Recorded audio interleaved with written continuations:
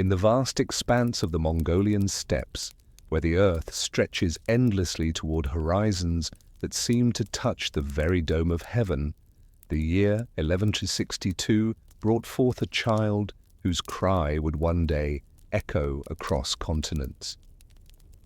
The wind that swept across the grasslands on that distant morning carried with it the scent of wild horses and the whispered promises of ancestors, blessing the birth of a boy who would be named Temujin, a name that meant iron worker, though none could foresee that he would forge not just metal, but the destinies of nations. The felt tent where Temujin drew his first breath stood like a small island in an ocean of green grass that rolled in waves under the infinite blue sky. The Mongol peoples had lived this way for countless generations, their homes moving with the seasons, following the ancient rhythms of their herds across lands that knew no permanent borders, only the natural boundaries of rivers, mountains, and the endless reach of the steppes themselves. His father, Yesugei, was a minor chieftain of the Borjigin clan, a man whose reputation for courage and wisdom extended beyond his own tribe, but who ruled over a modest collection of families rather than vast armies. The name Temujin itself came from a Tatar chief whom Yesugei had recently defeated, following the custom of taking the names of conquered enemies to honor their strength while claiming their power. In this simple act lay the seeds of an understanding that would later reshape the world, that victory meant not just conquest, but absorption and transformation. The child's birth was marked by signs that the shamans would later claim to have foreseen. He emerged from his mother's womb clutching a blood clot in his tiny fist, which the wise women interpreted as an omen that he would one day hold the blood of his enemies in his hands. But in those first moments, he was simply a baby crying under the vast sky, his voice joining the eternal song of wind across grass that had welcomed Mongol children for centuries beyond counting. His mother, Holon, came from the Olkonud tribe, a woman of strong will and fierce intelligence who had been kidnapped by Yesugei from her original husband in a raid that was common among the steppe peoples. Such taking of wives was not seen as cruelty, but as the natural right of the strong, and Holon had adapted to her new life with the resilience that characterized the women of the steppes. She would prove to be not just a mother but a teacher, instilling in her son the wisdom and cunning that would serve him throughout his extraordinary life.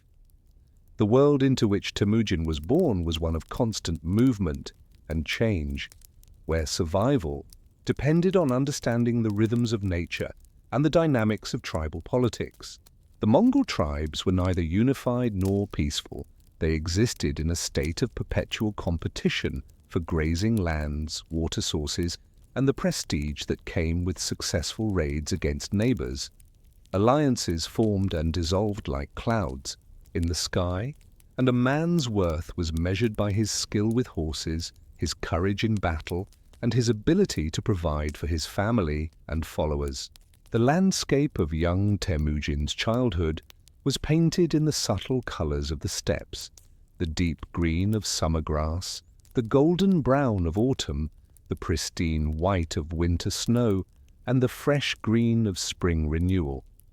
This was a world where the horizon was the only constant, where the arch of the sky formed a natural cathedral that dwarfed all human ambitions, and where the spirits of ancestors rode on every wind that swept across the vast grasslands. The daily life of a chieftain's son involved learning the essential skills of steppe survival from the earliest age. Temujin learned to ride before he could walk steadily, his small hands gripping the reins of gentle mares, while his father guided the horse across the grasslands. The bow became familiar to his touch while he was still a child, and he spent countless hours practicing his aim at targets set up around the camp, developing the steady hand and keen eye that would make Mongol archery legendary throughout the known world. But it was not just martial skills that shaped Temujin's education. The oral traditions of his people filled his evenings with stories of heroes and spirits, of the great shamans who could speak with the eternal sky, and of the legendary figures who had united tribes in ages past only to see their achievements dissolve when their charismatic leadership passed into history. These tales planted in his young mind the understanding that true power required not just personal courage, but the ability to create something larger and more enduring than any individual life. The seasons marked the rhythm of steppe existence, with ceremonies and migrations that connected the people to the natural world and to their spiritual beliefs. The spring festivals celebrated renewal and fertility, with elaborate rituals that honored the Sky Father and Earth Mother, whose union brought forth the grass that fed their herds. Summer brought the great gatherings where tribes would meet to trade horses, arrange marriages, and compete in the games of wrestling, archery, and racing that tested the skills essential to nomadic life. Winter was the time for storytelling and reflection, when families gathered close around the fire in the center of their felt tents, while the wind howled outside and snow covered the steppes in pristine silence. It was during these long, dark months that Temujin absorbed the wisdom of his elders, learning not just the practical knowledge of survival, but the deeper understanding of leadership, justice, and the delicate balance between individual ambition and collective welfare. The religious life of the Mongols centered on their relationship with the eternal blue sky, which they saw as the source of all power and the judge of all actions. The shamans, who served as intermediaries between the human and spirit worlds, taught that success came to those who lived in harmony with natural law, who showed courage in the face of danger, and who honored their ancestors and their obligations to their people. This spiritual foundation would later prove crucial to Temujin's understanding of his own destiny and his right to rule. The child's early personality began to emerge during these formative years. He was serious beyond his age, intensely curious about the world around him, and possessed of a fierce loyalty to those he loved, combined with an equally fierce resentment toward those who wronged him. His mother often found him sitting alone on hillsides, gazing out across the endless grasslands as if searching for something beyond the visible horizon, and she began to sense that her son was destined for something far greater than the leadership of a single clan.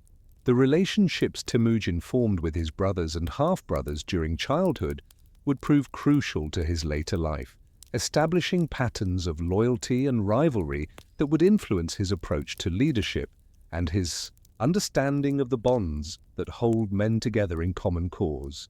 His younger brother, Kasar, showed early promise as a warrior, while Kachyun possessed the patient wisdom that would make him a valuable advisor in years to come. The education of a future leader extended beyond the confines of his own family, to include interactions with the children of other clans, forging connections that would prove valuable in the complex world of tribal politics.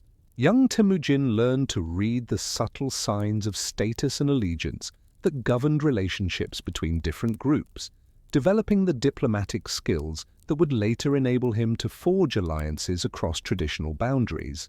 As Temujin approached his 10th birthday, the world that had seemed so secure and eternal began to show signs of the instability that would soon transform his life from that of a privileged chieftain's son to something far more challenging and ultimately far more significant. The signs were subtle at first: hushed conversations between his parents, increased attention to the movements of neighboring tribes, and a new tension in his father's manner that suggested gathering storms on the political horizon. But for now, in these last peaceful moments of childhood, Temujin could still enjoy the simple pleasures of steppe life: the feel of a strong horse beneath him, the satisfaction of a well-placed arrow, the warmth of the fire on cold nights, and the infinite expanse of sky that stretched over a world that seemed as permanent and unchanging as the stars themselves. The boy who would one day be called Genghis Khan slept peacefully under that eternal sky, dreaming dreams that the wind carried across the grasslands toward a destiny that none could imagine, but that the shamans claimed was written in the very fabric of heaven itself. The morning that would shatter young Temujin's world began like any other on the steppes, with mist rising from the grass and the distant calls of larks greeting the dawn. He was 9 years old when his father Yasuge rode out to arrange his betrothal to Berta, a girl from the Olkonud tribe, following the custom that sealed alliances between clans through the promise of future marriage. The journey should have been routine, a peaceful mission that would strengthen ties between friendly peoples, but fate had already begun weaving the dark threads that would transform the chieftain's son into something far greater and more terrible than anyone could have imagined.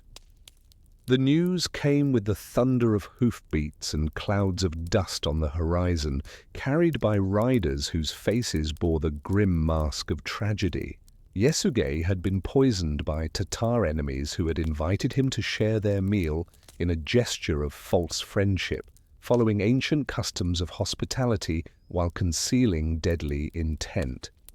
The poison worked slowly, allowing him to reach home before the final collapse, but not in time to secure the succession or protect his family from the wolves that circled every weakened clan on the steppes.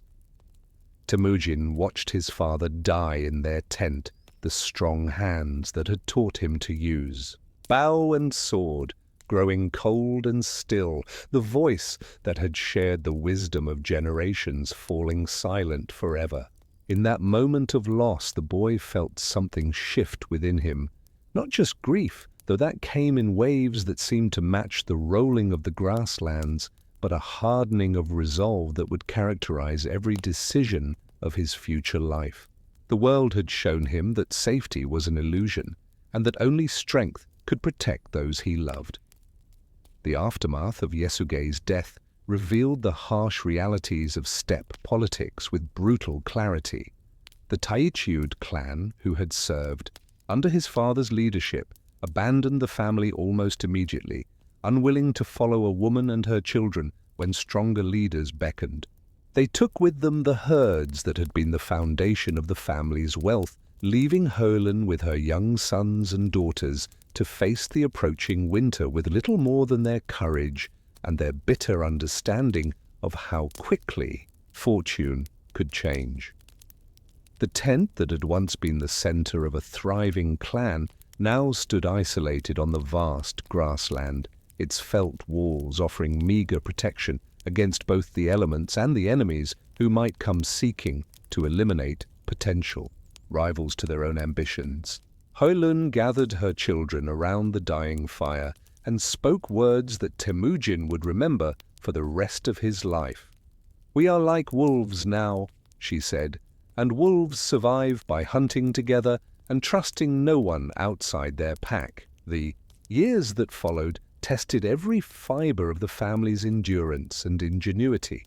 They survived by moving constantly, never staying in one place long enough for enemies to track them down, living on the margins of tribal society like ghosts haunting the edges of the civilized world. Hoelun proved herself a remarkable woman, using her knowledge of edible plants and her skill at trapping small game to keep her children alive when larger prey eluded them. Temujin learned to fish in the streams that meandered through the grasslands, standing silent and patient in the cold water while his hands learned to snatch trout from their element with lightning speed. These quiet hours by running water became times of meditation for the growing boy, teaching him the patience that would later serve him well in siege warfare, and the observation skills that would make him a master of reading both terrain and human nature. The family's diet consisted of whatever they could catch, gather, or trade for: wild garlic and onions, berries in their season, small game trapped with snares made from horsehair, and occasionally fish or birds brought down with carefully aimed stones. Every meal was a victory against starvation, and Temujin learned to eat quickly and efficiently, wasting nothing and always remaining alert for danger, even while satisfying hunger. Winter was the cruelest teacher, forcing the family to seek shelter in caves or hastily built shelters of brush and snow when the winds howled across the steppes with killing force. During these months, Holan would tell stories to keep her children's spirits alive, recounting the great deeds of their ancestors and painting pictures of better times when their clan had been strong and their future secure. These tales became more than entertainment. They were lessons in resilience and faith in the possibility of restoration. The relationship between Temujin and his younger brother Bekta grew increasingly strained during these years of hardship. Competition for scarce resources brought out the worst in both boys, and their rivalry eventually erupted into violence when Bekta claimed the largest fish from a successful day's catch. The confrontation that followed ended with Bekta's death, shot by arrows fired by Temujin and his younger brother Kasar in a moment of rage that would haunt Temujin for years to come. The killing of his half-brother marked a turning point in Temujin's development, forcing him to confront the reality of his own capacity for violence, while also demonstrating to his remaining family members that he would not accept challenges to his authority, even from within his own blood.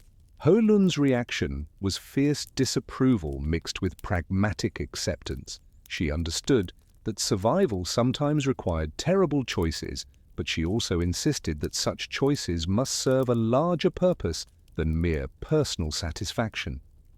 These two, capture of Temujin by the Taichiud clan when he was about 16, represented both his greatest crisis and his most important education in the realities of power. Taken prisoner during a raid, he was subjected to the wooden collar that marked him as a captive, forced to live among his captors as a visible symbol of their dominance over Yesugei's surviving family. But even in captivity, Temujin observed and learned, studying the weaknesses of his captors and waiting for the opportunity that patience and preparation would eventually provide. The escape from Taichiud custody became the stuff of legend among his followers in later years. Using the confusion of a celebration and the help of sympathetic guards who had come to respect his dignity under suffering, Temujin slipped away into the darkness of the steppe night, the heavy wooden collar still around his neck.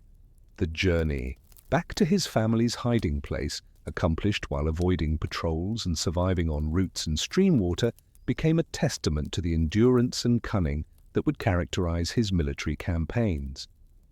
The reunion with his family after the escape was marked by tears of joy and relief, but also by the sobering recognition that their situation remained desperate.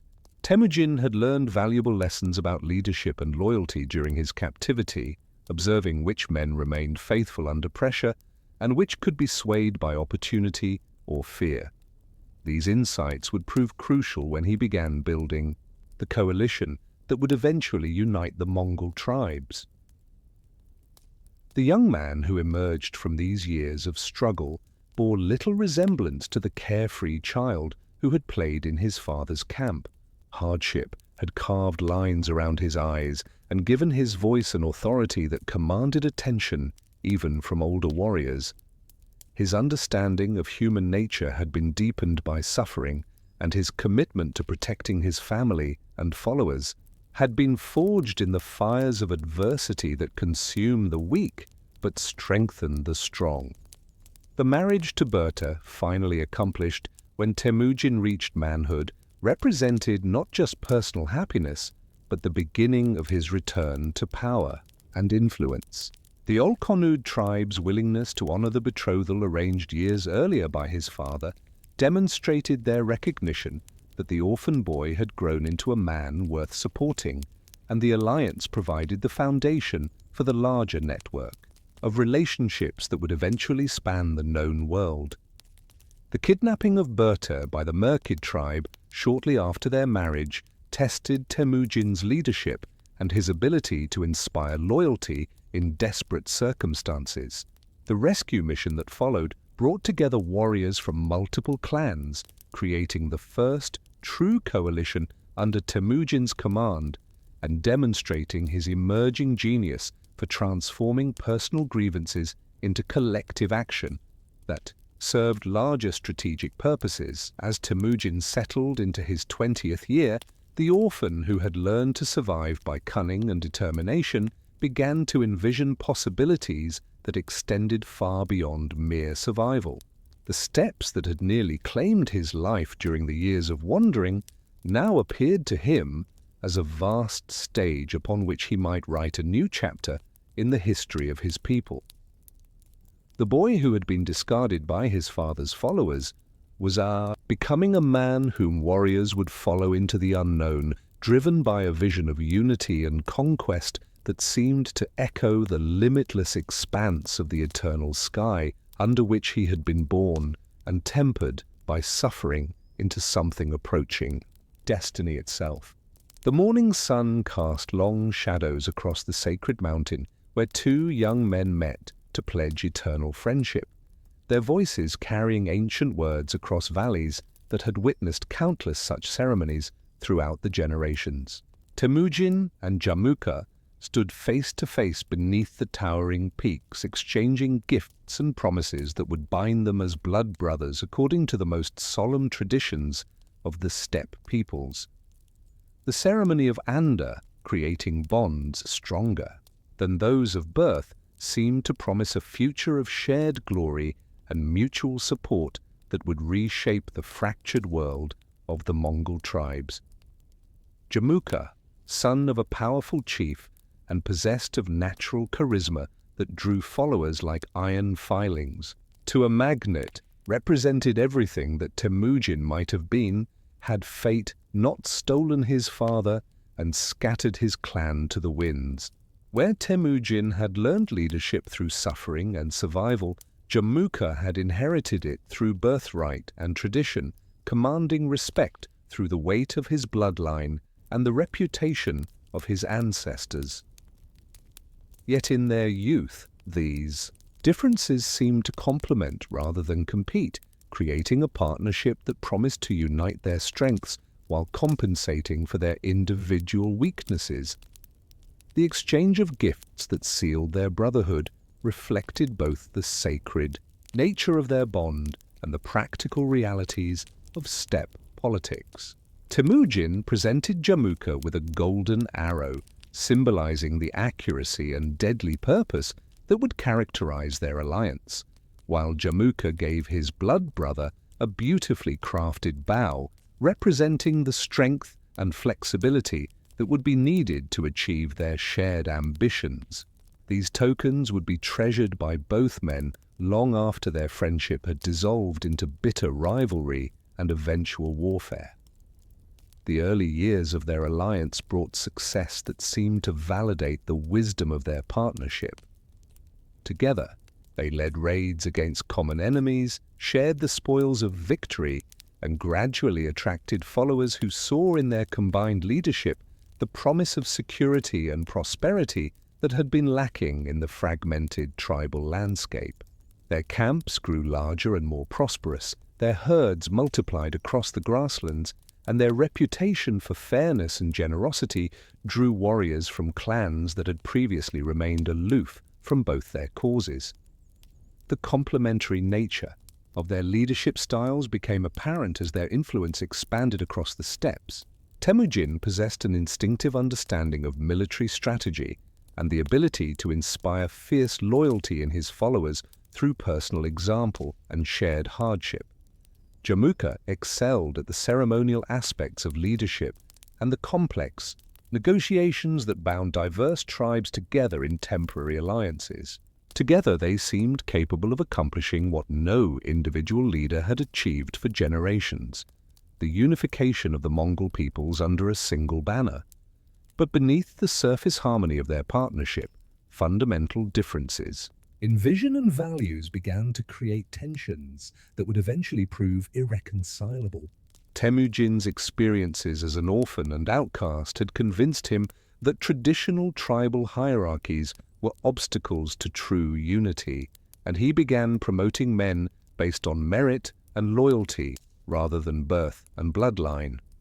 Yamuka remained committed to the ancient ways that had elevated his own family to prominence, believing that radical changes would destroy the cultural foundations that gave meaning to Mongol life.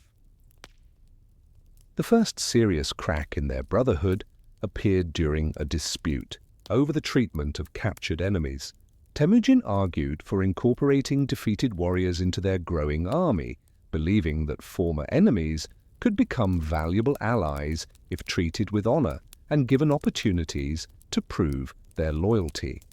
Yamuka insisted on following traditional practices that emphasized the complete subjugation or elimination of rival groups, maintaining that mercy toward enemies would be interpreted as weakness and invite future challenges to their authority. The philosophical differences between the blood brothers reflected deeper questions about the nature of power and the purpose of leadership that would shape not just their personal relationship, but the entire future of the Mongol Empire. Temujin's vision of meritocratic leadership and inclusive conquest represented a revolutionary departure from steppe traditions, while Yamuka's commitment to ancestral customs embodied the conservative wisdom that had sustained nomadic culture for countless generations. The breaking point came during a hunting expedition when a seemingly minor disagreement over camping arrangements escalated into a confrontation that revealed the extent of their ideological differences. Yamuka's insistence on the precedence due to his noble birth clashed with Temujin's belief that leadership should be earned through achievement rather than inherited through bloodline. The argument that followed, conducted in front of their assembled followers, made clear that their alliance had become untenable and that the steppes were not large enough for both their ambitions. The formal dissolution of their brotherhood was conducted with the same ceremonial gravity that had marked its creation, but the emotions involved were far different from the hope and excitement that had characterized their initial alliance.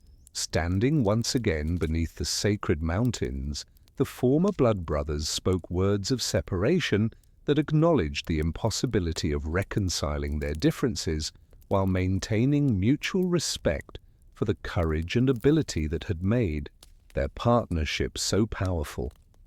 The division of their followers revealed the depth of loyalty that both men had inspired and the genuine difficulty that many warriors faced in choosing between leaders they had served faithfully. Some clans split down the middle, with brothers and cousins taking opposite sides in a conflict that would soon engulf the entire steppe region. The personal tragedy of broken friendship became the catalyst for a larger struggle that would determine the future direction of Mongol civilization. The early skirmishes between their forces carried an emotional intensity that went beyond ordinary tribal warfare, as former comrades found themselves facing each other across battlefields where they had once fought side by side. The knowledge of each other's strengths and weaknesses gained through years of close cooperation made their conflicts particularly bitter and devastating, as each side anticipated the other's strategies and responded with countermeasures born of intimate familiarity.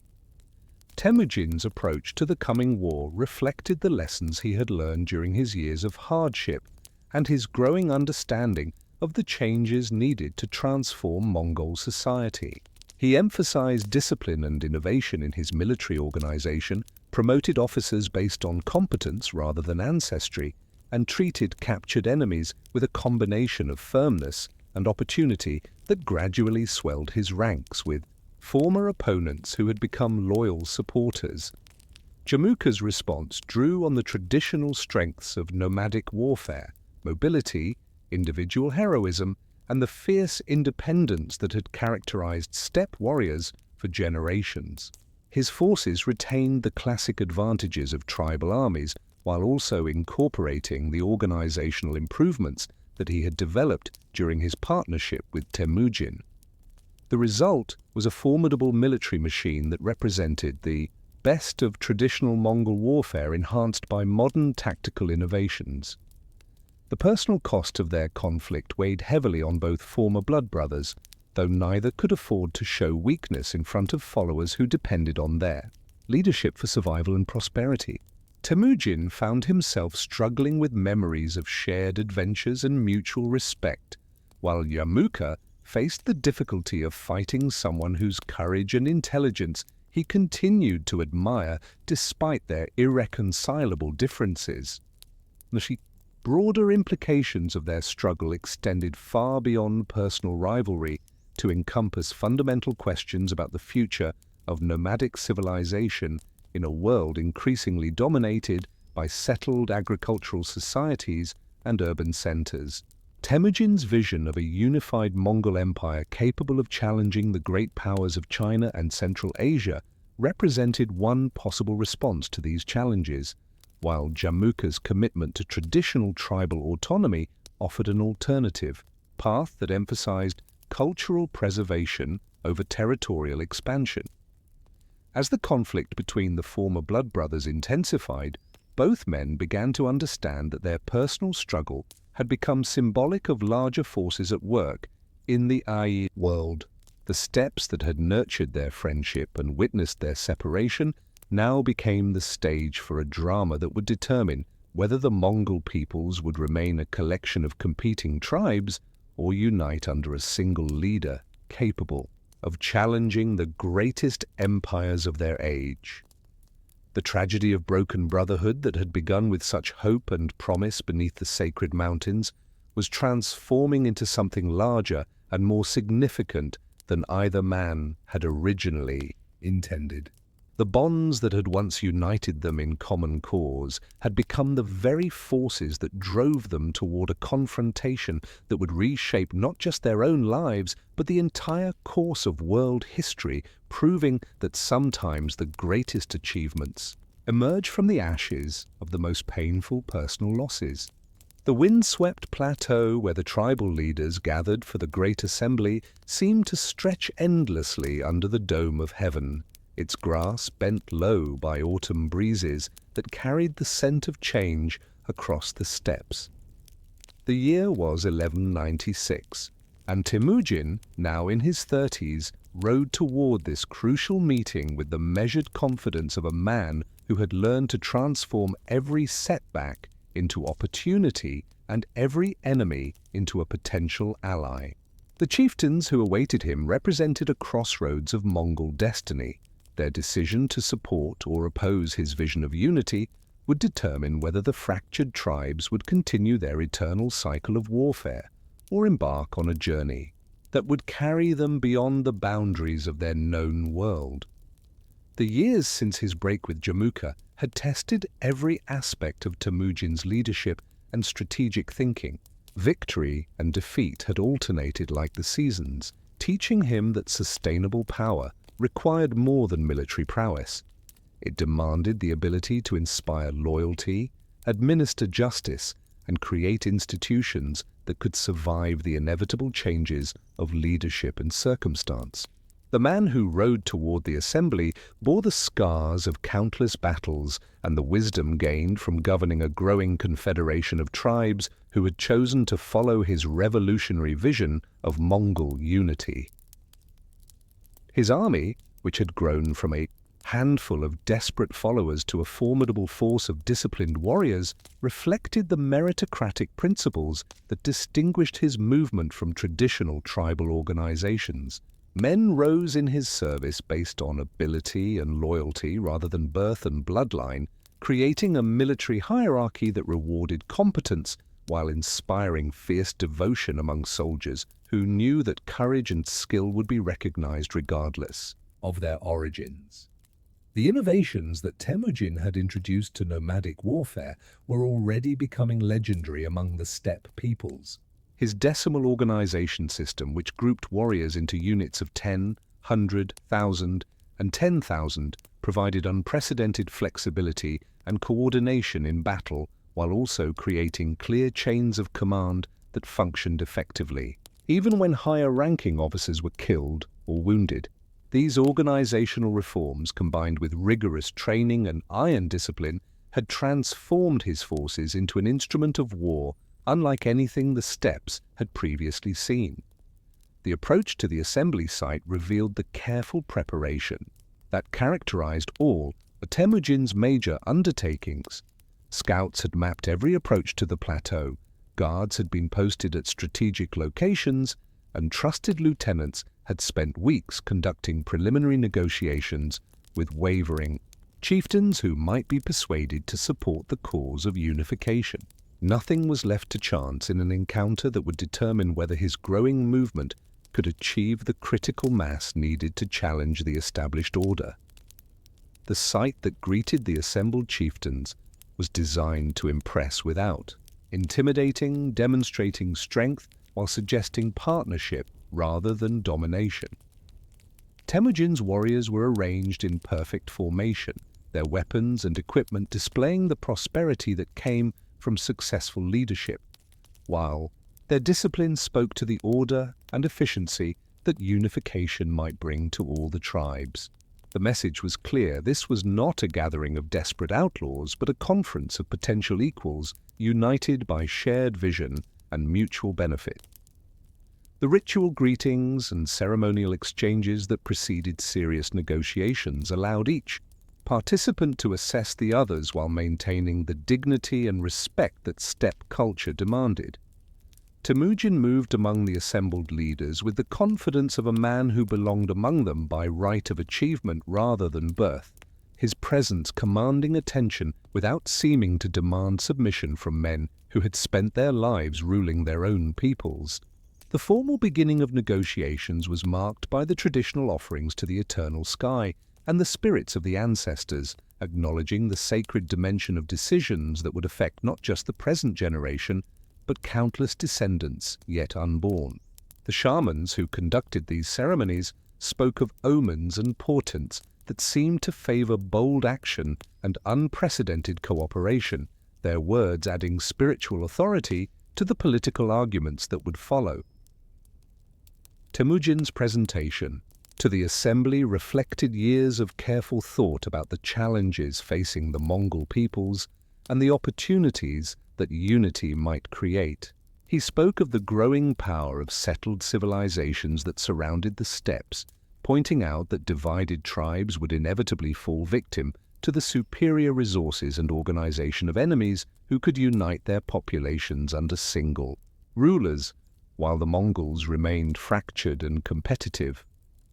The vision he painted of a unified Mongol nation was both inspiring and practical, appealing to the warriors' desire for glory while addressing the chiefs' concerns about the welfare of their people.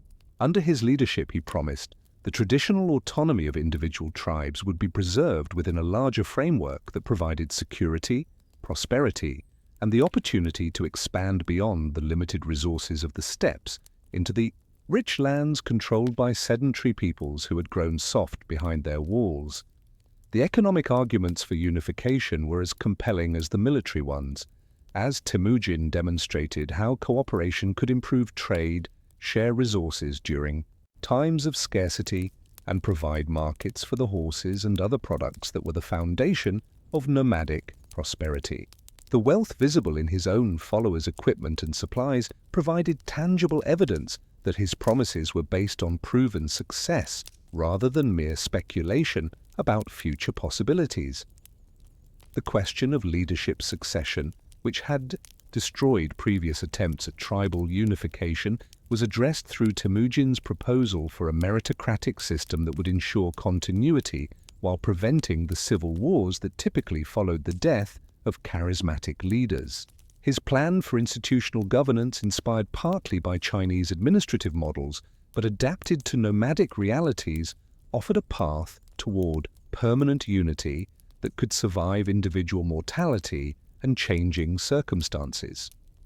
The debates that followed his presentation revealed the depth of division among the tribal leaders about the wisdom and feasibility of abandoning traditional independence for the uncertain benefits of confederation. Conservative voices raised legitimate concerns about the loss of cultural identity and the risks of concentrating power in the hands of a single leader, while progressive elements argued that adaptation was essential for survival in a changing world. The negotiation process extended over several days, with private meetings and informal discussions supplementing the formal sessions as chieftains sought to understand the full implications of the choice before them. Temujin proved himself as skilled in diplomacy as in warfare, listening carefully to concerns while gradually building consensus around the core elements of his unification plan. The moment of decision came as the assembly prepared to disperse, with individual leaders announcing their choices in a ceremony that would be remembered as a turning point in Mongol history. One by one, the chieftains who chose to support Temujin's vision knelt before him in acknowledgement of his authority, while those who remained unconvinced departed with expressions of respect but firm commitments to maintain their independence. Tria coalition that emerged from the Great Assembly represented approximately half of the significant Mongol tribes, providing Temujin with the resources and legitimacy needed to challenge the remaining independent groups and his former blood brother, Jamuka, for supreme leadership of the steppe peoples. The balance of power had shifted decisively, transforming him from a successful regional leader into a potential Khan of all the Mongols. The celebration that followed the assembly's conclusion was marked by traditional feasting and competitions that reinforced the bonds newly formed between previously independent groups. Wrestling matches, archery contests, and horse races provided opportunities for warriors from different tribes to test their skills against each other while building the personal relationships that would strengthen their confederation in the challenges ahead. As evening fell over the plateau and the assembled tribes prepared for their journeys home, Temujin stood looking out over the campfires that dotted the grassland like earthbound stars.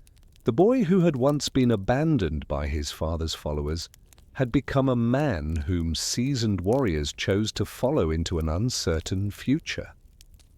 The orphan of the steppes was becoming the father of a nation that would soon stretch its boundaries far beyond the horizons that had once seemed to mark the limits of the possible world. The sacred valley where the Great Assembly convened in 1206 lay cupped between ancient hills like a natural amphitheatre, its grass shores lapped by streams that caught the morning light and scattered it in countless diamonds across the water's surface. Here, beneath the eternal blue sky that had witnessed the rise and fall of countless steppe peoples, the surviving Mongol tribes gathered for a Kurultai that would transform scattered clans into a unified nation and crown a war leader who would reshape the boundaries of the known world. The white felt banner that marked the center of the assembly ground rippled in the breeze like a prayer flag, its 9 yak tails dancing against the azure dome of heaven, while shamans burned juniper and offered kumis to the spirits of the ancestors. The scent of sacred smoke mingled with the earthier aromas of horse sweat and leather, creating an atmosphere thick with anticipation and the weight of momentous decisions that would echo through generations yet unborn. Temujin arrived at the Kurultai not as a supplicant seeking support, but as a conqueror whose recent victories had eliminated the last significant opposition to his authority over the Mongol peoples.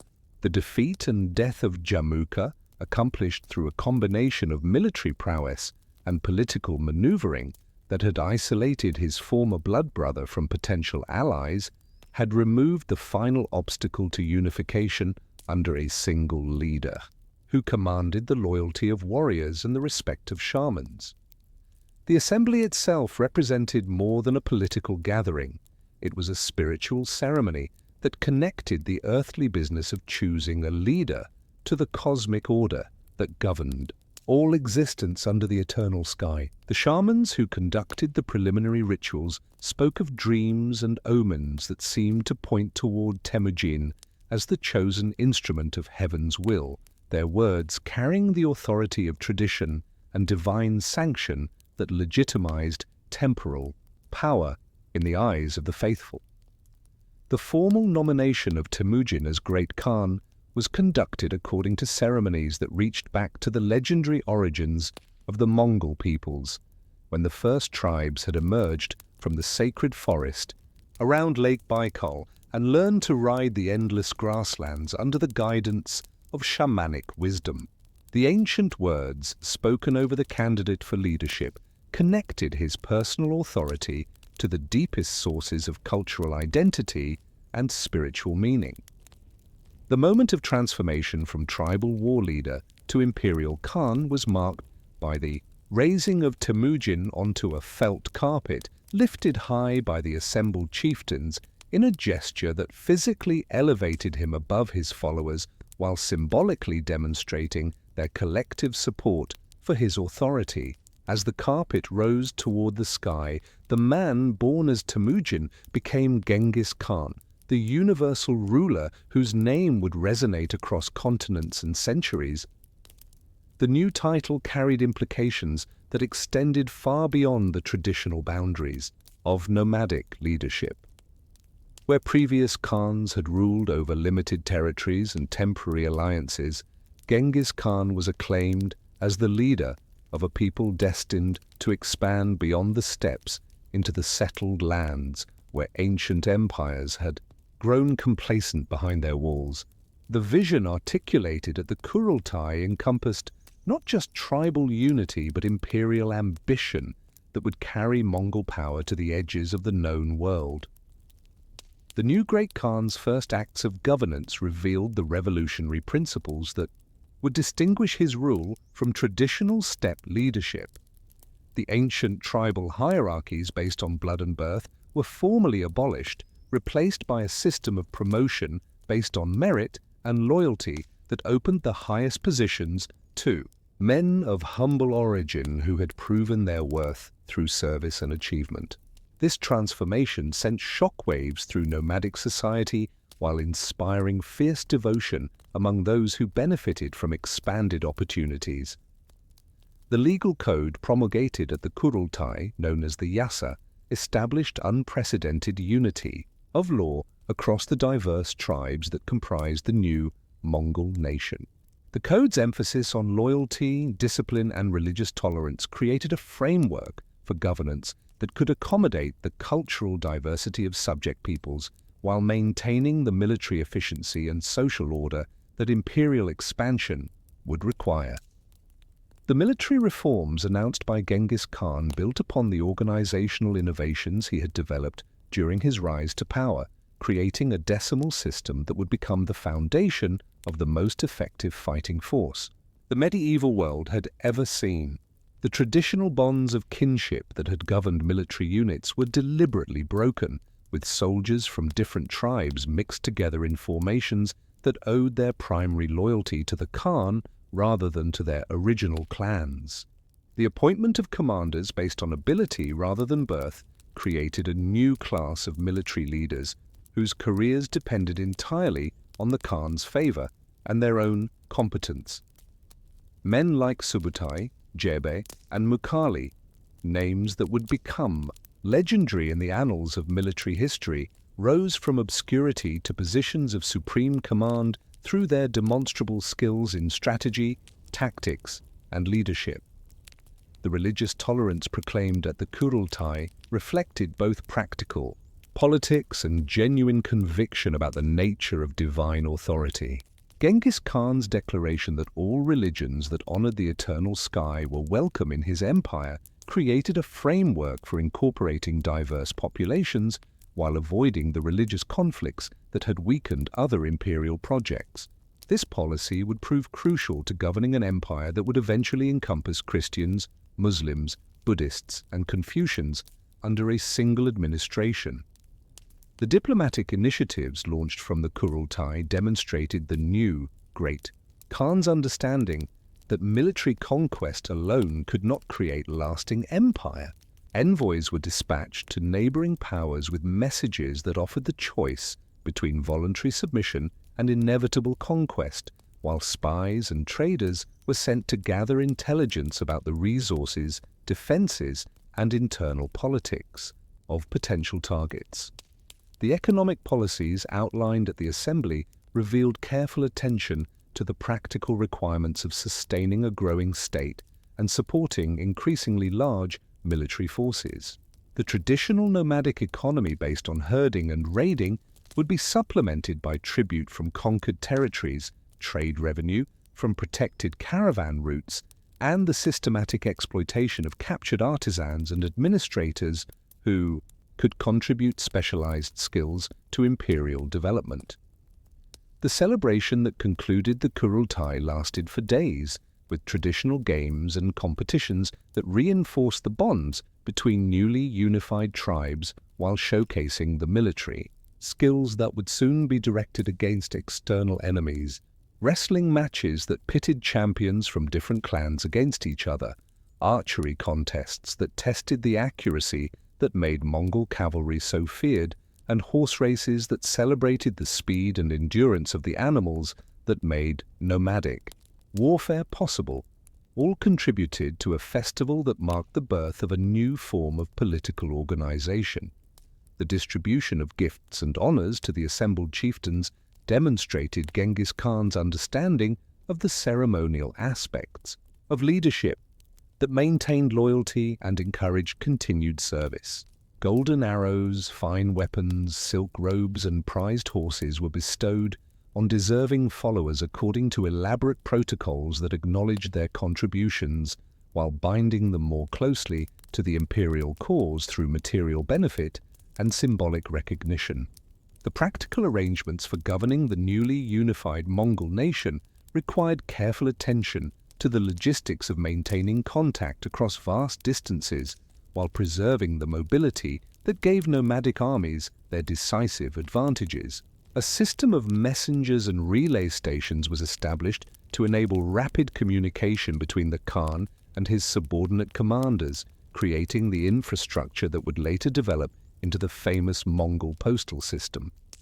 The selection of trusted lieutenants to govern different regions and command various military units reflected Genghis Khan's careful assessment of individual capabilities and loyalties developed through years of shared hardship and common struggle. Men who had proven their devotion during the difficult years of tribal warfare were rewarded with positions of responsibility that would test their abilities on an imperial scale. The spiritual dimension of the Kurultai's achievements was emphasized through ceremonies that connected the new political order to the cosmic harmony that shamanic tradition recognized as the source of all legitimate authority. The great Khan's title was formally blessed by the shamans who served as intermediaries between the human and divine realms, ensuring that his rule would be recognized as divinely sanctioned by his followers and their descendants.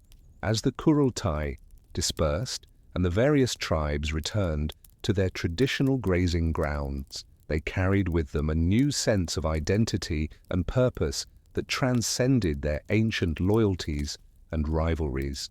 The Mongol nation that had been born from their assembly was more than a political entity. It was a vehicle for realizing dreams of conquest and expansion that had stirred in nomadic hearts for countless generations, but had never before found adequate expression through unified action.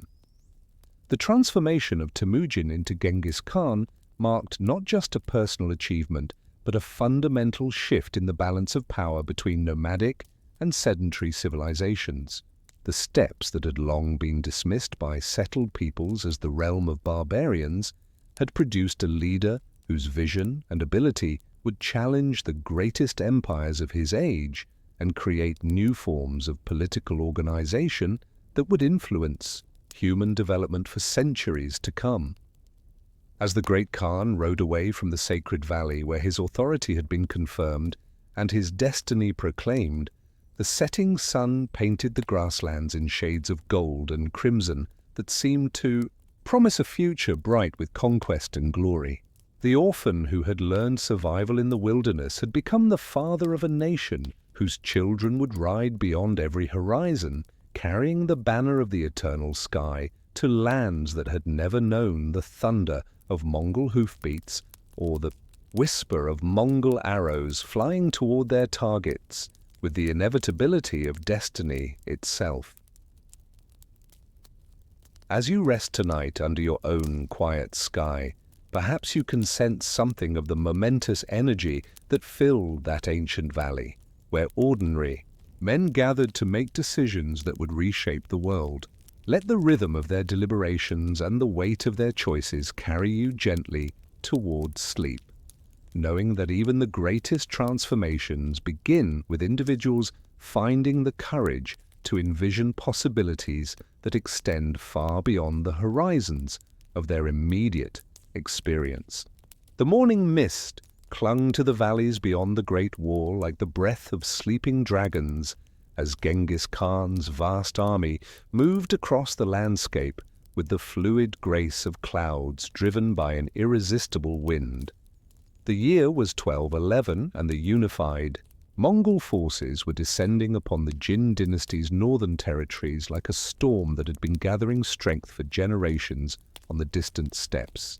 The sight of their approach, countless horsemen flowing across the hills in perfect formation, struck terror into the hearts of Chinese defenders who had grown comfortable behind fortifications that had protected them from nomadic raids for centuries.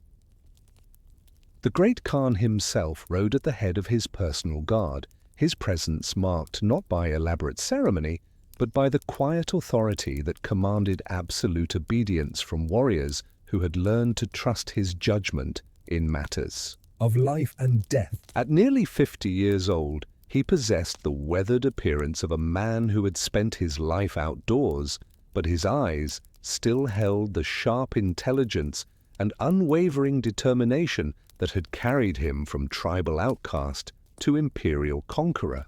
The wind that moved across the grasslands seemed to echo in his steady advance toward objectives that extended far beyond any previous nomadic ambitions.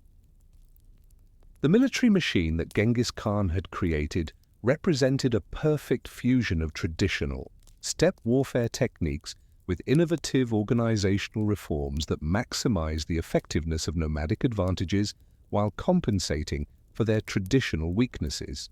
His decimal system had transformed the chaotic individualism of tribal raiders into coordinated units capable of complex maneuvers across vast distances, while his meritocratic promotion policies had created a core of commanders whose loyalty and competence had been tested through years of successful campaigns. The siege techniques that his engineers had developed during the conquest of the Western Xia Kingdom now enabled Mongol forces to crack open fortified cities that had previously been immune to nomadic assault. Chinese and Muslim craftsmen, captured during earlier campaigns and incorporated into the imperial war machine, brought sophisticated knowledge of siege engines and mining operations that complemented the traditional Mongol advantages of mobility and archery accuracy. The psychological warfare that preceded actual combat had become as refined and devastating as any physical assault. The reputation of Mongol ruthlessness toward cities that resisted, combined with generous treatment of those who submitted voluntarily, created a climate of fear and calculation that often delivered victories without the need for costly battles. The sight of approaching Mongol tumans, each comprising 10,000 perfectly disciplined horsemen, was often sufficient to convince defenders that resistance was futile and surrender was wisdom. The strategic intelligence network that Genghis Khan had developed provided his commanders with detailed knowledge of enemy strengths, weaknesses, and internal political divisions that could be exploited to maximum advantage. Merchants, diplomats, and religious figures who traveled freely across international boundaries served as sources of information about everything from military preparations to harvest conditions, enabling Mongol forces to strike at moments of maximum opportunity and minimum resistance.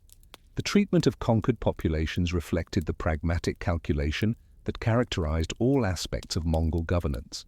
Artisans, scholars, and administrators who possessed useful skills were preserved and relocated to support imperial development, while resistors and those deemed unnecessary were eliminated with the same efficiency that marked every aspect of the Mongol war machine. This selective preservation of human resources maximized the long-term benefits of conquest while minimizing the costs of occupation and administration. The incorporation of foreign military technologies and techniques into Mongol practice demonstrated the Great Khan's understanding that successful empire required constant adaptation and learning from subject peoples. Chinese siege engines, Muslim mathematical knowledge, and European metalworking techniques all found their place in the imperial arsenal, creating a military synthesis that combined the best elements from multiple civilizations under unified Mongol command. The communication system that connected Mongol forces across thousands of miles of conquered territory made possible a degree of coordination and control that had never before been achieved by any nomadic empire. The Yam system of relay stations and mounted messengers enabled orders from the Great Khan to reach subordinate commanders within days rather than months, while intelligence from distant frontiers flowed back to headquarters with unprecedented speed and accuracy. The religious policy that governed relations with conquered peoples continued to reflect the practical tolerance that had been established at the first Kurultai. Local religious leaders who supported Mongol rule were granted protection and privileges, while those who encouraged resistance faced the same fate as political opponents. This pragmatic approach to spiritual authority helped minimize the cultural friction that might otherwise have made imperial administration more difficult and expensive. The economic exploitation of conquered territories was organized with the same systematic efficiency that characterized Mongol military operations. Tribute collection, trade route protection, and resource extraction were administered through bureaucratic systems that maximized imperial revenue while providing sufficient local benefits to maintain stability and discourage rebellion. The wealth that flowed from these activities funded further expansion while also supporting the imperial court and rewarding loyal service. The cultural exchange that resulted from Mongol conquest created unprecedented opportunities for the transmission of ideas, technologies, and artistic styles across vast distances. The movement of craftsmen, scholars, and administrators between different parts of the empire facilitated innovations that might never have occurred without imperial unity, while the protection of trade routes enabled commercial networks that connected previously isolated regions in mutually beneficial relationships. The personal leadership style that Genghis Khan displayed during these campaigns of expansion combined inspirational courage with careful attention to the welfare of his troops. He shared the hardships of military life with his soldiers, ate the same food, endured the same weather, and exposed himself to the same dangers that they faced daily. This common suffering created bonds of loyalty and devotion that proved stronger than any external force his enemies could bring against them. The strategic vision that guided Mongol expansion encompassed not just immediate military objectives, but long-term goals that required careful coordination between multiple campaigns, conducted simultaneously across different theaters of operation. While some forces conquered the Jin territories in northern China, others were establishing Mongol authority in Central Asia and preparing for campaigns that would eventually reach Europe and the Middle East. The diplomatic initiatives that accompanied military conquest demonstrated sophisticated understanding of international politics and the advantages that could be gained through negotiation and alliance building. The Great Khan's envoys carried messages that offered potential enemies the choice between voluntary submission and inevitable destruction, while also exploring opportunities for cooperation with powers that were too distant to threaten immediate Mongol interests. The administrative innovations that enabled effective governance of rapidly expanding territories reflected careful attention to the practical requirements of ruling diverse populations across vast distances. The adaptation of Chinese bureaucratic methods to nomadic administrative needs created hybrid systems that preserved Mongol military advantages while incorporating the organizational sophistication that made stable governance possible. The legacy systems that Genghis Khan established during this period of rapid expansion were designed to ensure that imperial achievements would survive his personal leadership and continue to guide Mongol development through future generations. The legal codes, military traditions, and administrative procedures that took shape during these campaigns would provide the foundation for an empire that would eventually span from Eastern Europe to the Pacific Ocean. As the great Khan surveyed the conquered cities and subjugated peoples that marked his passage across the landscape, he could see in their submission the vindication of the vision that had sustained him through years of tribal warfare and personal hardship. The boy who had been abandoned by his father's followers had become the leader of the largest land empire in human history, proving that individual determination and strategic thinking could overcome any obstacle and achieve any objective that courage and persistence could imagine. The wind that had carried him beyond every horizon he had known as a child now beckoned toward new conquests and unprecedented achievements that would establish his name among the immortals who had shaped the course of human civilization. The steps that had given birth to his ambitions were becoming merely the starting point for adventures that would carry Mongol power and Mongol law to the ends of the known world and beyond.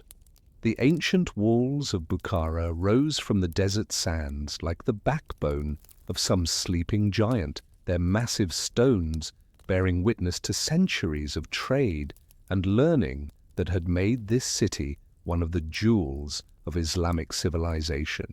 But on this spring morning in 1220, as the dawn light painted the battlements in shades of gold and amber, those same walls trembled before the approach of an army unlike any the Islamic world had ever encountered.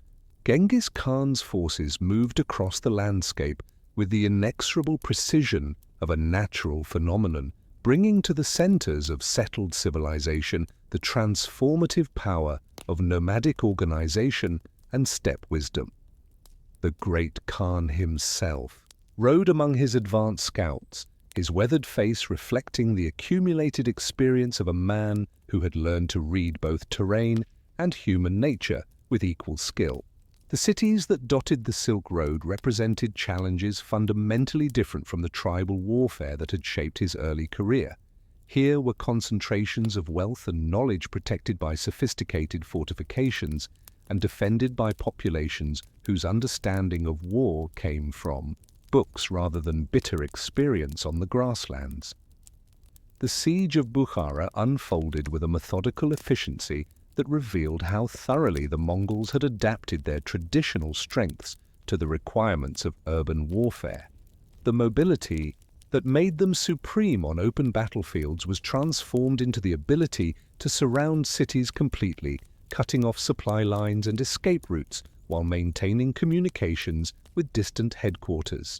Their archery skills, honed through lifetimes of hunting on the steppes, proved devastatingly effective against defenders who relied on heavy armor and fixed positions. The psychological impact of Mongol tactics often proved as decisive as their military superiority. The sight of endless horsemen moving with perfect coordination around city walls, the sound of their war cries echoing across the desert wind, and the knowledge of their reputation for ruthless efficiency toward those who resisted created a climate of fear that weakened resolve before the first arrow was fired. Many cities surrendered at the mere approach of Mongol forces, their leaders calculating that survival lay in accommodation rather than hopeless resistance.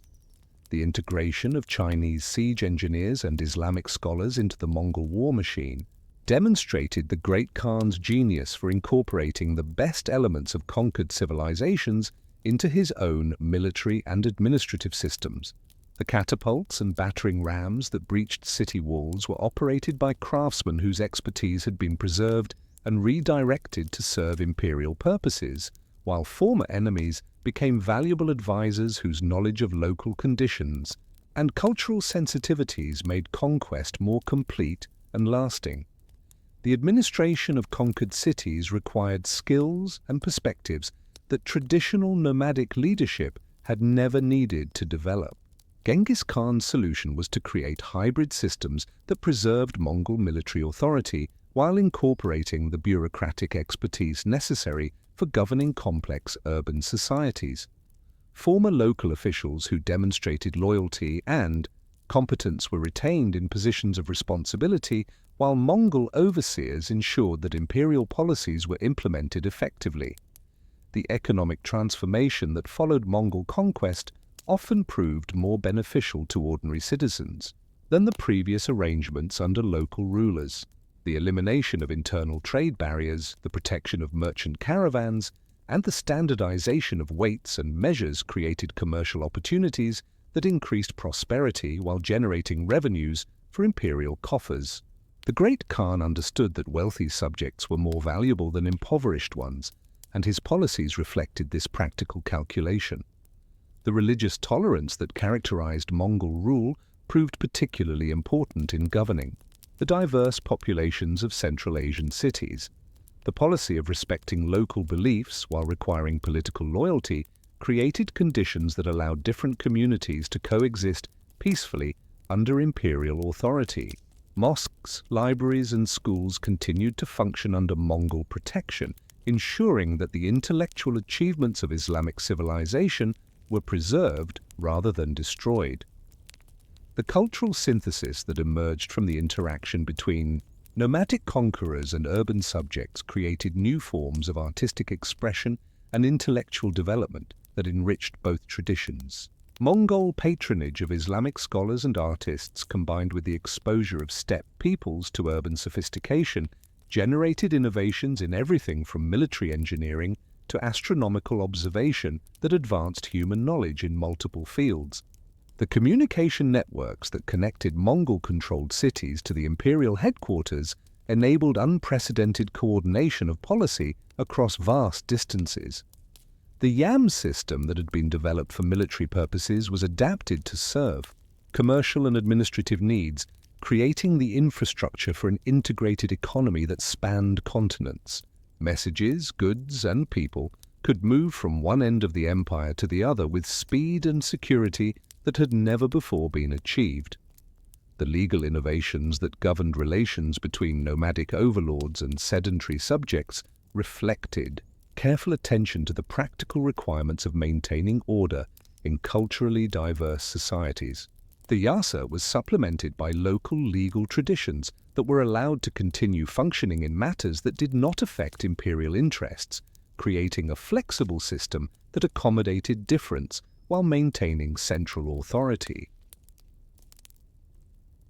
In situ, urban planning initiatives that the Mongols undertook in their major cities demonstrated understanding that effective governance required more than military dominance. Improvements in water supply, sanitation, and public facilities reflected investment in the long-term prosperity of subject populations whose productivity was essential to imperial wealth.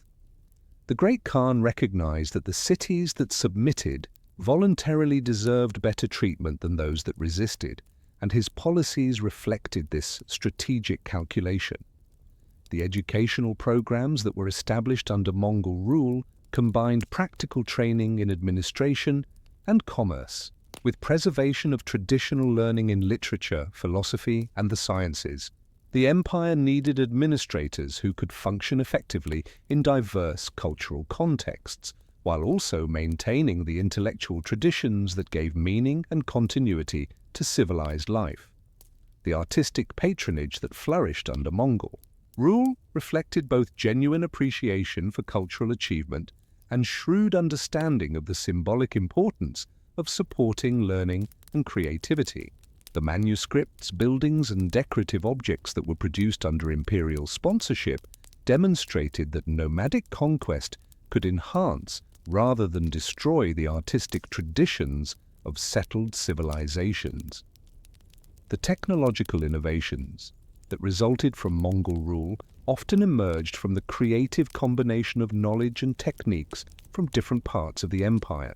Chinese printing technology, Islamic mathematical concepts, and European metallurgical methods were brought together in workshops where craftsmen from different backgrounds collaborated on projects that served imperial needs while advancing human capability. The diplomatic relationships that the Mongols established with unconquered powers demonstrated sophisticated understanding of international politics and the advantages that could be gained through negotiation rather than warfare. The Great Khan's envoys carried messages that offered partnership to rulers who were willing to acknowledge Mongol supremacy, while also gathering intelligence that might prove useful in future military campaigns. The personal transformation that Genghis Khan underwent during this period of urban conquest was as remarkable as the political and military achievements of his forces. The nomadic warrior who had learned leadership through tribal struggle was becoming an imperial administrator whose decisions affected the lives of millions of people living in circumstances vastly different from those of his steppe origins. The succession planning that occupied increasing amounts of the Great Khan's attention reflected his understanding that the empire he was creating would require different forms of leadership for different types of challenges. His sons were being trained not just in military command, but in the diplomatic and administrative skills that would be necessary for governing the diverse populations and territories that comprised the expanding Mongol domain. As evening fell, over the conquered cities that now flew Mongol banners from their ancient walls, Genghis Khan could reflect on achievements that exceeded the wildest dreams of his nomadic ancestors. The boy who had been shaped by the endless horizons of the steppes had become the master of urban centers whose wealth and sophistication had been the envy of the known world. The transformation was complete. The nomad had become emperor, the tribal leader had become the ruler of civilizations, and the vision born under the eternal sky had found expression in the mastery of everything that lay beneath its infinite dome. The caravan that wound its way across the Taklamakan desert moved like a living river through an ocean of sand, its countless camels laden with silk from China, spices from India, and precious metals from the mountains of Central Asia. Above, this procession of merchants and guards flew the horsetail banners of Mongol authority, proclaiming to all who might observe that these traders traveled under the protection of Genghis Khan, whose empire now stretched from the Pacific shores to the gates of Europe. The Great Khan had transformed himself from a nomadic conqueror into something unprecedented in human history, an emperor whose realm encompassed the entire length of the Silk Road and whose authority guaranteed safe passage for commerce across distances that had previously seemed impossible to traverse. The evening camp where the caravan rested bore little resemblance to the chaotic gatherings of independent traders that had characterized Silk Road travel in earlier times. Mongol discipline and organization had imposed order on what had once been a dangerous and unpredictable journey, creating standardized procedures for everything from the arrangement of camels to the posting of guards. The merchants who gathered around their cooking fires spoke in a dozen languages but shared a common appreciation for the security and efficiency that imperial authority had brought to their ancient trade routes. The Great Khan's understanding of commercial relationships had evolved dramatically from his nomadic origins, shaped by advisors who understood that the wealth of empires came not just from conquest, but from the patient cultivation of trade networks that generated prosperity for all participants. The cities that served as waypoints along the Silk Road had become centers of imperial administration, where Mongol officials worked alongside local merchants to facilitate the movement of goods while collecting the taxes and tribute that funded further expansion. The cultural exchange that flourished under Mongol protection created unprecedented opportunities for the transmission of ideas, technologies, and artistic traditions across vast distances. Scholars from Baghdad could consult with Chinese philosophers in cities governed by Mongol administrators who ensured that intellectual discussions continued peacefully despite the political upheavals that had brought the empire into existence. The libraries and schools that operated under imperial patronage became centers of learning that transcended the traditional boundaries between different civilizations. The technological innovations that resulted from this cultural synthesis transformed everything from navigation techniques to agricultural methods. Chinese inventions like gunpowder and printing technology spread westward under Mongol protection, while Islamic mathematical concepts and astronomical instruments traveled eastward. To enhance Chinese scientific capabilities, the empire had become a vast laboratory where the greatest minds of different civilizations could collaborate on projects that advanced human knowledge and capability. The religious tolerance that characterized Mongol rule proved essential to maintaining peace among the diverse populations that lived along the Silk Road. Christians, Muslims, Buddhists, and adherents of traditional folk religions all found protection under imperial law, which guaranteed freedom of worship while requiring political loyalty. The Great Khan's personal interest in different religious traditions reflected both genuine curiosity and shrewd understanding that spiritual authority could be a valuable ally in governing diverse populations. The administrative systems that governed Silk Road commerce represented a sophisticated fusion of nomadic flexibility with bureaucratic efficiency. Mongol officials who understood the mobile nature of trade networks worked with settled administrators who possessed the record-keeping skills necessary for managing complex commercial relationships. The result was a governance system that could adapt to local conditions while maintaining imperial standards of honesty and effectiveness. The monetary innovations that facilitated long-distance trade under Mongol rule eliminated many of the barriers that had previously restricted commercial development. The standardization of weights and measures across the empire, combined with imperial guarantees of currency exchange rates, made it possible for merchants to conduct business with confidence across vast distances.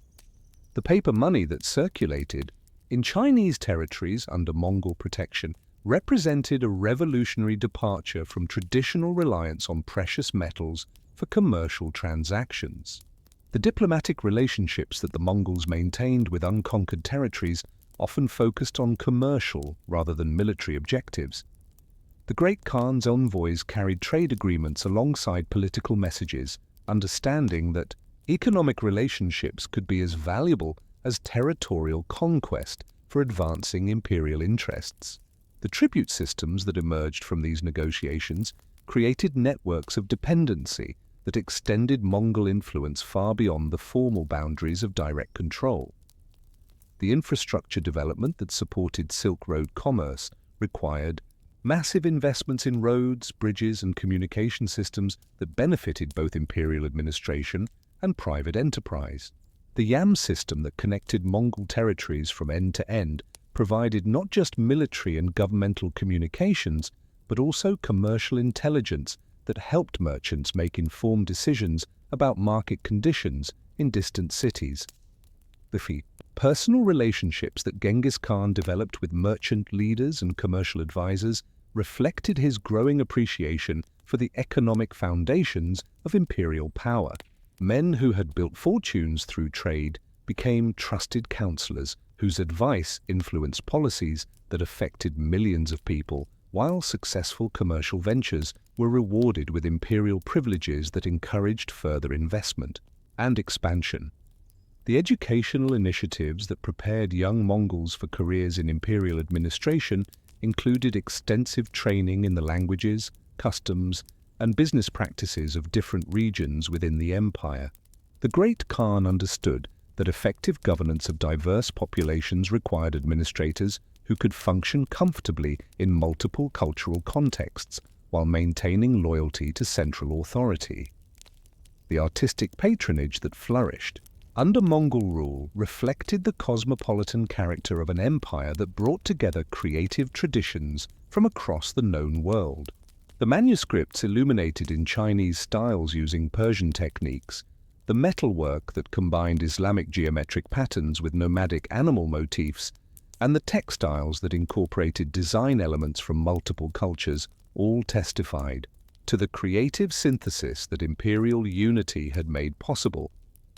The scientific collaboration that occurred under Mongol protection advanced human understanding in fields ranging from medicine to astronomy. Chinese physicians learned from Islamic medical treatises, while Muslim astronomers gained access to Chinese observational records that spanned centuries. The exchange of knowledge that had once been confined to individual civilizations now occurred on a scale that accelerated discovery and innovation across multiple disciplines.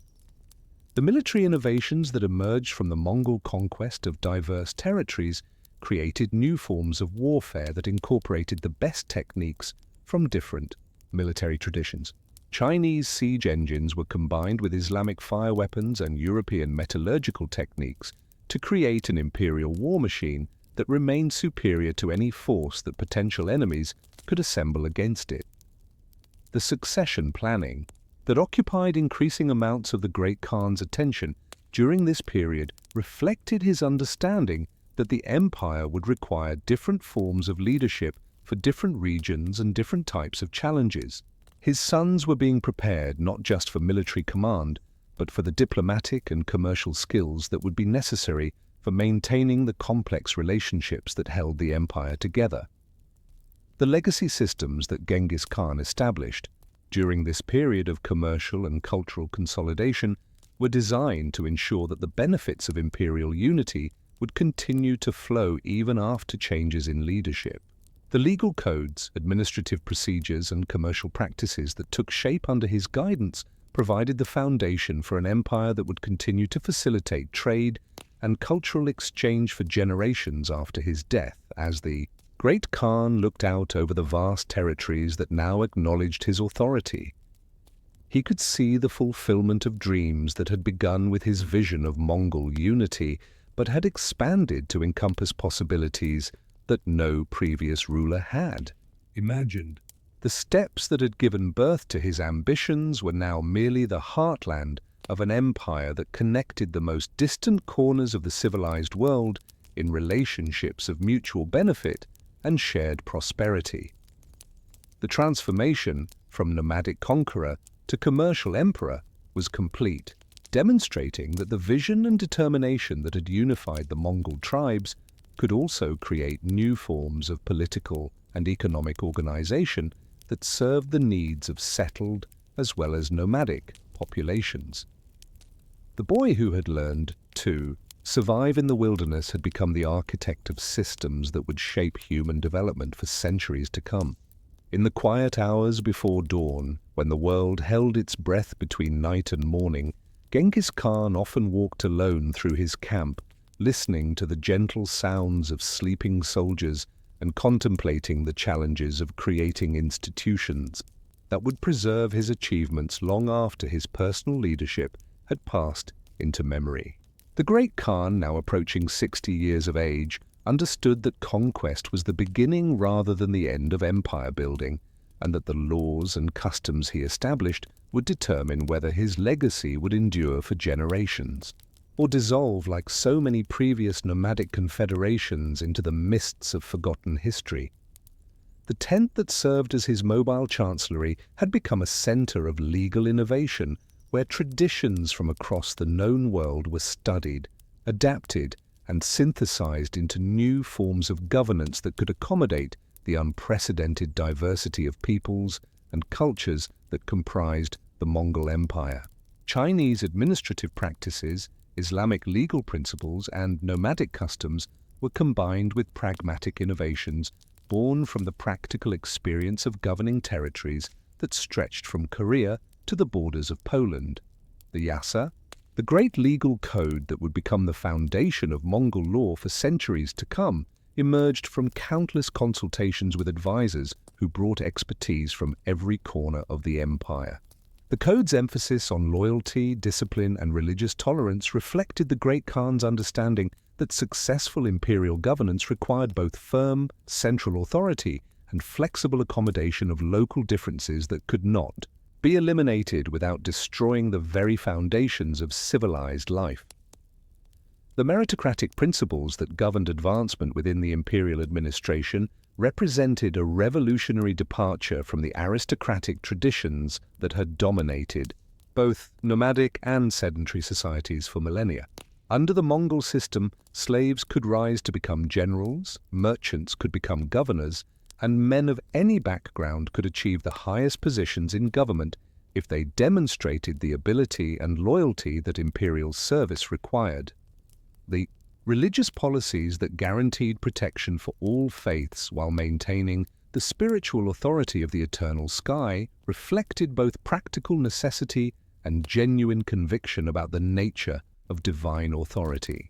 The Great Khan's personal consultations with Taoist sages, Christian monks, Muslim scholars, and Buddhist teachers created a framework for religious tolerance that was unprecedented in its scope and sophistication, establishing principles that would influence approaches to religious diversity for centuries to come.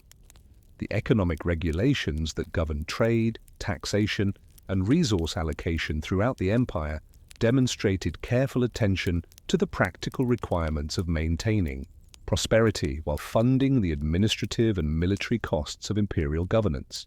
The standardization of weights, measures, and currency across vast territories eliminated barriers to commerce while creating economies of scale that benefited both imperial revenues and private enterprise. The educational systems that prepared future administrators for imperial service combined practical training in languages, law, and administration with broader instruction in history, philosophy, and the cultural traditions of different regions within the empire. The Great Khan understood that effective governance required not just technical competence, but also the wisdom and cultural sensitivity that came from understanding the deeper meanings and values that gave purpose to civilized life. The military reforms that transformed the Mongol war machine from a collection of tribal warriors into a professional imperial army emphasized discipline, coordination, and technological innovation while preserving the mobility and individual skill that had made nomadic forces so effective. The decimal organization system that grouped soldiers into units of 10, 100, 1,000, and 10,000 created a hierarchical structure that could function effectively across any scale of military operation. The communication networks that connected every corner of the empire to central headquarters enabled a degree of administrative coordination that had never before been achieved across such vast distances. The YAM system of relay stations and mounted messengers could carry orders from the Great Khan to provincial governors and military commanders within days or weeks, rather than the months or years that such communications had previously required. The infrastructure projects that supported imperial administration and commercial development required massive investments in roads, bridges, and urban facilities that transformed the physical landscape of conquered territories. The Great Khan's understanding that effective governance required not just political control, but also the practical means for maintaining communication and commerce led to construction programs that rivaled those of any previous empire in their scope and ambition. The cultural policies that preserved local traditions while promoting imperial unity created a framework for managing diversity that avoided both the chaos of fragmentation and the sterility of forced uniformity. Local languages, customs, and artistic traditions were protected and encouraged within a larger framework of imperial law and administration that provided coherence without destroying the variety that made different regions valuable and interesting. The succession arrangements that the Great Khan developed during his final years reflected his understanding that the empire's survival would depend on creating institutional mechanisms for transferring power that could function effectively even when personal charisma and individual genius were no longer available to guide imperial development. The Kurultai system that had elevated him to supreme authority was refined and codified to ensure that future transfers of power would follow established procedures rather than degenerating into civil war.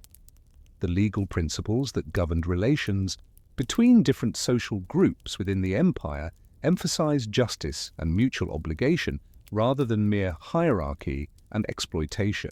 The protection of merchants, artisans, and scholars reflected understanding that imperial prosperity depended on maintaining the productivity and creativity of all social classes, not just the military and administrative elites who exercised direct political authority.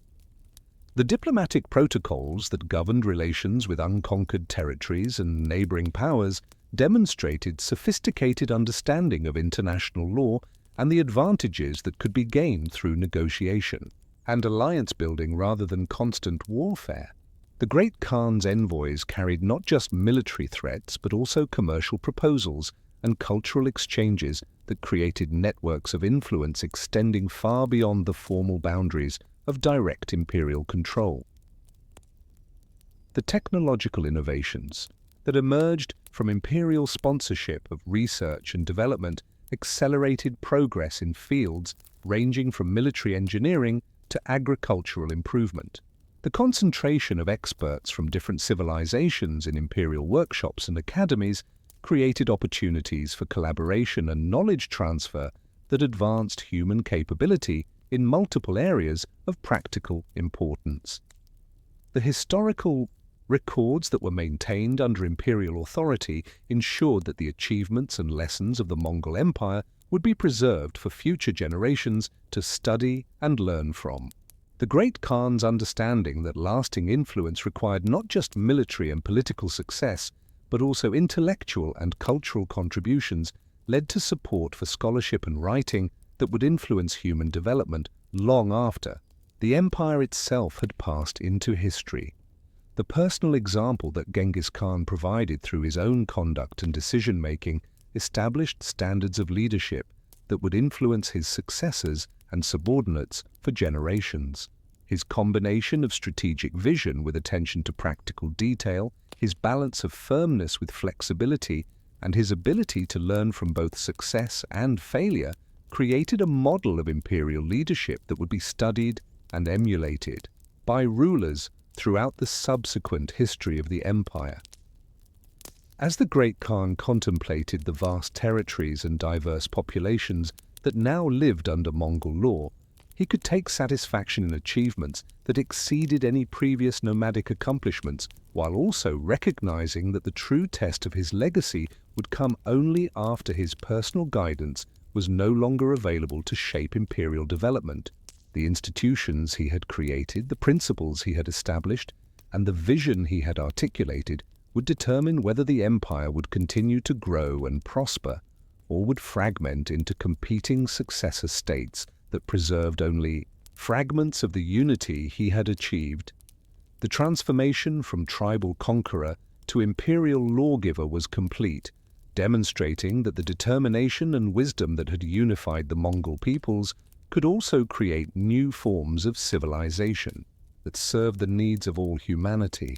The boy who had been abandoned by fortune and raised by adversity had become the architect of legal and political systems that would influence human development across continents and centuries, proving that individual vision and perseverance could indeed reshape the entire course of world history. The summer of 1227 found the Great Khan camped beside a crystal stream that descended from the Liupan Mountains, its waters singing over stones polished smooth by countless seasons of flow toward the distant sea. Genghis Khan, now 65 years old and feeling the weight of a lifetime spent in the saddle, sat quietly by the water's edge as evening approached, watching the last light of day paint the western sky in shades of gold and crimson that reminded him of the steppes where his extraordinary journey had begun. The campaign against the Western Xia was nearly complete, But the great Khan sensed with the intuition of a man who had lived close to death for 6 decades that this would be his final conquest, his last opportunity to ride beneath the eternal blue sky that had witnessed his transformation from orphaned child to master of the world's largest empire. The tent where he spent his final nights was simple and unadorned, much like the felt dwellings of his childhood, reflecting his lifelong preference for practical comfort over ceremonial display. The accumulated treasures of a dozen kingdoms, silk robes from China, jeweled weapons from Persia, golden cups from the cities of Central Asia, lay forgotten in the baggage trains, while the aging conqueror found solace in the familiar scents of leather and horse sweat that had perfumed his entire life. The illness that had been growing within him for months now commanded attention that could no longer be ignored through sheer force of will. The body that had carried him across continents and through countless battles was finally claiming the rest that a lifetime of constant motion had denied it. Yet even as physical strength ebbed like water flowing toward an invisible sea, the great Khan's mind remained sharp and focused on the challenges that would face his empire after his departure from the world of the living. The succession arrangements that occupied his final consultations with trusted advisors reflected decades of careful observation and planning for the transfer of power that would determine whether his achievements would endure or dissolve into the chaos that had consumed so many previous nomadic confederations. His sons had been tested through years of military command and administrative responsibility, and each had demonstrated the competence necessary for governing different aspects of the vast territories that comprised the Mongol Empire. Ugadai, chosen as his primary heir, possessed the diplomatic skills and administrative wisdom that would be necessary for maintaining the complex alliances and governing systems that held the empire together. Tolui had proven himself a master of military strategy whose forces would protect the imperial heartland from any enemies who might challenge the succession. Chagatai's rigid adherence to the Yasa made him the ideal guardian of the legal principles that provided coherence across the empire's diverse populations.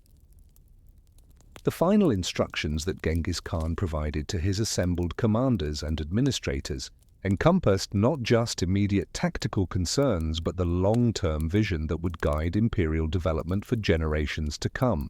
The conquest of the Jin dynasty must be completed to secure the empire's eastern borders, while the expansion westward into Europe should continue at a measured pace that allowed for proper consolidation of conquered territories. The religious counselors who attended the great Khan's final days represented the spiritual diversity that had become one of the empire's greatest strengths. Shamans who maintained the traditional connections to the eternal sky were joined by Buddhist monks, Christian priests, and Islamic scholars, whose prayers and rituals reflected the inclusive approach to divine authority that had enabled the empire to govern successfully across vast cultural differences. The personal reflections that occupied the great Khan's quiet hours revealed a man who understood both the magnitude of his achievements and the limitations that mortality imposed on even the greatest human ambitions. The boy who had been shaped by abandonment and hardship had indeed conquered the known world, but the conquest itself had taught him that true immortality lay not in personal survival, but in the institutions and ideals that could outlast any individual life. The memories that drifted through his consciousness like clouds across the steppe sky encompassed the entire arc of an extraordinary existence. The terror of childhood hunger and cold, the exhilaration of first victory in tribal warfare, the satisfaction of unifying the Mongol peoples, the wonder of seeing great cities submit to nomadic authority, and the deep contentment that came from creating something larger and more enduring than personal ambition. The relationship with his beloved Berta, who had shared the journey from tribal obscurity to imperial greatness, provided emotional anchor during the physical and spiritual transitions that marked his final weeks. Their conversations, conducted in the intimate language of a partnership that had survived kidnapping, warfare, and the pressures of governing an empire, revealed the human costs and personal satisfactions that lay beneath the public achievements that would define his historical legacy.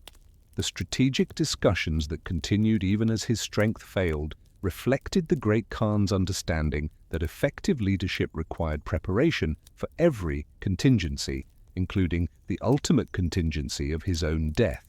The military commanders who would implement his final campaigns had been carefully briefed on objectives and methods, while the administrative officials who would maintain imperial governance during the transition had received detailed instructions about their responsibilities. The cultural legacy that preoccupied his final thoughts extended far beyond military conquest to encompass the synthesis of civilizations that the empire had made possible. The movement of ideas, technologies, and artistic traditions across the Silk Road under Mongol protection had created new forms of human achievement that would influence development for centuries after the empire itself had been transformed by time and change. The environmental awareness that shaped his final instructions to his successors reflected a lifetime of observation about the relationship between human activity and natural cycles. The great Khan understood that the empire's survival depended on maintaining the delicate balance between exploitation and conservation that would preserve the grasslands, forests, and water sources that sustained both nomadic and sedentary populations. The legal principles that he emphasized in his final pronouncements would provide the foundation for imperial justice long after his personal authority was no longer available to resolve disputes and guide decisions. The Yassa's emphasis on loyalty, religious tolerance, and meritocratic advancement represented innovations that would influence approaches to governance throughout the subsequent history of the empire and beyond. The economic policies that governed trade and taxation throughout the empire had been refined through decades of practical experience to maximize prosperity while maintaining the revenues necessary for imperial administration and defense. The great Khan's final instructions emphasized the importance of protecting merchant networks and maintaining currency stability as foundations of imperial strength that transcended military capability. The diplomatic relationships that connected the empire to unconquered territories would require careful management during the succession period, when potential enemies might attempt to exploit perceived weakness or uncertainty. The great Khan's final messages to neighboring rulers emphasized both the continuity of imperial policy and the strength of the institutions that would ensure effective governance regardless of changes in individual leadership. As the evening of August 18, 1227 deepened into night, the great Khan felt his connection to the physical world growing weaker, while his awareness of the eternal sky seemed to intensify. The stars that wheeled overhead in their ancient patterns had witnessed his entire journey from birth to death, and their unchanging presence provided comfort in the face of the ultimate transition that awaited every mortal being. The final breath that carried his spirit from earthly concerns toward whatever realm awaited beyond the visible horizon came as gently as the wind that had always whispered across the grasslands of his birth. The warrior who had reshaped the boundaries of the known world passed into death with the same quiet dignity that had marked his most important decisions, understanding that his true monument lay not in any physical structure, but in the changed world that would bear the imprint of his vision for centuries to come. The immediate response to the great Khan's death reflected the discipline and loyalty that he had instilled in his followers throughout decades of shared struggle and achievement. The news was kept secret until the succession arrangements could be implemented smoothly, while his body was transported across the steppes toward the burial place that he had chosen in the heartland of the empire that had grown from his childhood. Dreams. The funeral procession that carried Genghis Khan toward his final rest moved across the grasslands like a river of mourning that connected every corner of the empire to the grief and gratitude of peoples whose lives had been transformed by his leadership. The burial itself, conducted according to ancient Mongol traditions in an unmarked grave whose location would be kept secret for all time, emphasized the return of the great Khan to the earth that had nurtured his ambitions and witnessed their fulfillment. The legacy that began with his death would prove more enduring than any monument of stone or metal. The institutions he had created, the laws he had established, and the vision he had articulated would guide the continued expansion and development of the empire for generations, while the example of his life would inspire leaders throughout the subsequent history of human civilization. The eternal sky that had blessed his birth and witnessed his achievements now received his departing spirit with the same infinite patience and benevolence that had sustained him through every trial and triumph of his extraordinary existence. The boy who had been born under its dome had returned to its eternal embrace, leaving behind a changed world that would forever bear the mark of his passage and the imprint of his dreams. As you rest tonight under your own portion of that same eternal sky, perhaps you can sense something of the peace that comes to those who have fulfilled their destiny and completed their appointed tasks. The great Khan's journey from abandoned child to world conqueror reminds us that even the humblest beginnings can lead to the most extraordinary achievements when courage, determination, and vision unite in the service of something larger than individual ambition. In his final rest beneath the stars that had guided his entire life, Genghis Khan found the ultimate reward of those who dare to dream beyond the horizons of their birth and possess the strength to make those dreams reality for all humanity.